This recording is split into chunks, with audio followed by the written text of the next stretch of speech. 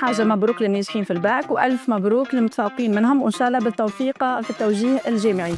بديت تجربة بنتي مع وان فروان صيف 2024. دخلت مات فيزيك، كان عندها دي بروبليم في الفيزيك، حاولت تستغل الصيف باش تتجاوز الصعوبات هذه، وإفكتيفمون بدا يتحسن المستوى متاعها، حبت المات وحبت الفيزيك تدريجيا. وانا راقب فيها كي دخلت سبتمبر حسيت النيفو متاعها تحسن برشا، مع بعد لي زيكزامان تدريجيا بدات تدريجيا تاخذ في نوتات باهيين، وعلاش لا تنافسوا معنا في المراتب الاولى. وانت بيدك باش تحس روحك فما راحه نفسيه، حتى كي تغزل لصغيرك مرتاح، ما عادش يسالك السؤال ما فهمتش. كانت عندي ديما تروح تقول لي ما فهمتش فيزيك. كي توحل انا ما عنديش استاذ على طول باش ينجم يفهمها، سيرتو بريود الامتحانات. مع وان فروان تحسنت ما شاء الله، وانا بدي كنت مرتاحه نفسيا والحمد لله.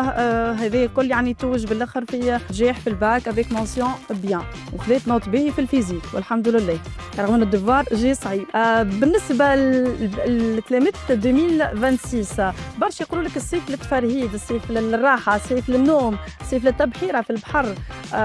صحيح وهذايا مي لازمك تراجع، فما دي بروبليم ولا عندك دي لاكون وقته باش تحسنهم توا في الصيف مش سبتمبر.